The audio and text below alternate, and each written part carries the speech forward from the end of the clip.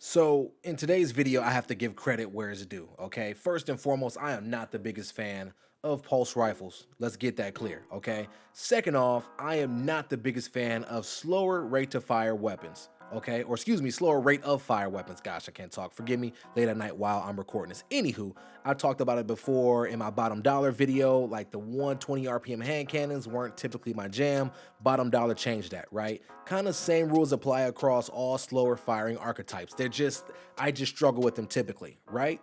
With this pulse rifle right here, this 340 RPM pulse rifle right here, known as Legal Action 2, man, it has persuaded me yet again. I have to put it up there with the bottom dollar in terms of persuading me to go towards slower rate of fire weapons. I mean, yo, this thing packs a punch. And I'll be honest, I love it. I love it. So just to give you guys some context, okay, before I even used this thing, I was kind of hunting in my vault, trying to figure out, okay, what can I make content with? What's something that's kind of off meta that I can play in the Crucible with, see if I kind of like it, make a video about. So I stumbled upon this thing. I threw it in the vault. I can't even tell you when, but I just threw it in the vault at some random time and I pulled it out. I equipped it.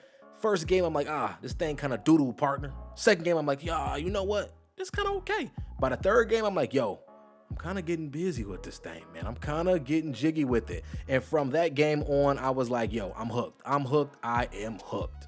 And hopefully after I break it down for you a little bit in this video, you become hooked, or at least you go on the hunt to find you a perfect role or role that you deem perfect. And then you become hooked to Legal Action 2 as well. Now, real quick, just to tell you how you get this thing, totally by random. Okay, you can get it from a random legendary engram drop, or you can get it from a faction rank up package. Okay, I think I got this from, I couldn't even tell you, to be totally honest, because I just don't remember. I threw it in the vault and forgot about it. But I may have gotten it from Banshee. Don't quote me on that, but that might be who I got it from. Or I found it on the floor just going around doing ad control. Can't quite remember, so don't quote me on that. But you can get this thing pretty much anywhere. Switching gears here just a bit now, let's talk about Legal Action 2 and let's talk about its archetype, and let's just talk about it in an entirety, okay? So as you can see right here, it's a 340 RPM, almost said hand cannon, what the heck? 340 RPM pulse rifle, okay? It belongs in the same family as No Time to Explain and Code Denial, okay?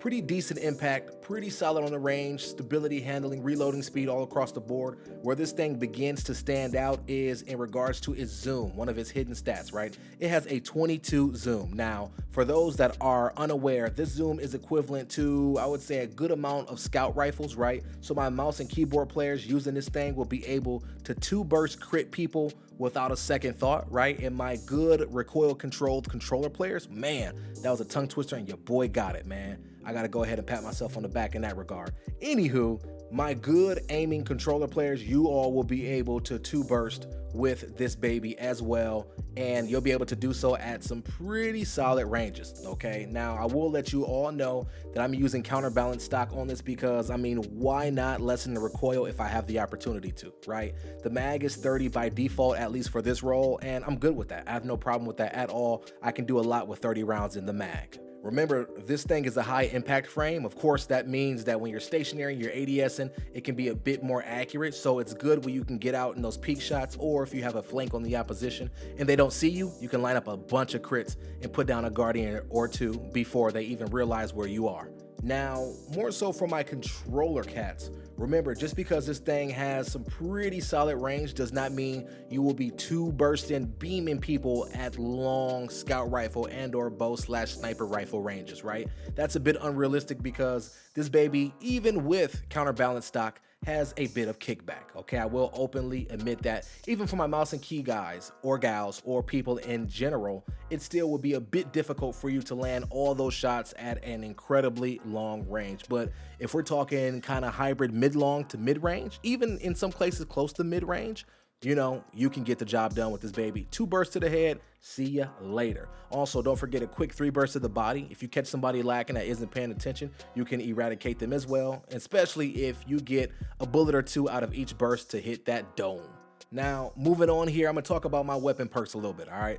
As you can see, I'm rocking full bore on this baby. I just prefer it, gives me a little bit more range. Screw the stability and handling. I trust my aim and my recoil control, right? Rocking tac mag on this thing. Don't wanna rock flared mag well because Don't want to drop my magazine down a burst. I like that 10th burst. It has saved me on numerous occasions. So I'm rocking Tac Mag on that joint. And perk 1 slot got Killing Wind. Perk 2 slot got Thresh, okay? Now in the perk 1 slot, a couple other perks that this baby can roll with are Freedom Frenzy. Whoa, almost butchered that. Forgive me.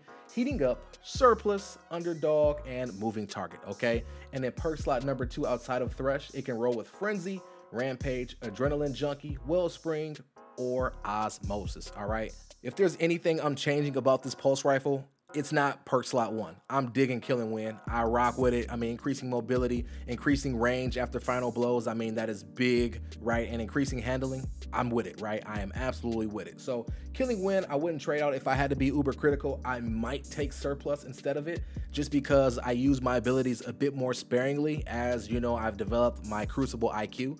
So, I mean, you know, the more stability, the better, especially as a controller player. So I might take Surplus, but Killing Wind, I'm good with it, all right? And in terms of perk slot number 2 Thresh, I don't really care too much about in terms of a PvP role. Now, if I'm playing PvE and I'm utilizing this thing, it's a totally different story. I might rock out with Thresh. I might absolutely rock out with Thresh, especially for ad clearance, getting those small ads out the way. Thresh might be my best friend. But if I'm talking PvP, which for the most part I am, I want something along the lines of Rampage or Frenzy, okay? Just getting the opportunity to increase your weapon damage. I mean, come on now, come on now, come on now. Especially with something like Rampage that can stack up to 3 times, you might put yourself in a position where you're bursting in half, or excuse me, I just butchered that. Yeah, let me bring that back. Where you kill people in a burst and a half, right? You might put yourself in this crazy position. Now, I will retract that statement because I don't know if that's 100% possible, but I think you guys are understanding what I'm saying. You're just further guaranteeing yourself the opportunity to 2 burst other Guardians, especially if they're rocking low resilience. Now, I will say perks like Adrenaline Junkie and Wellspring could work for legal action if you're doing a build around it specifically, you know, if you're equipping different mods and things of that nature.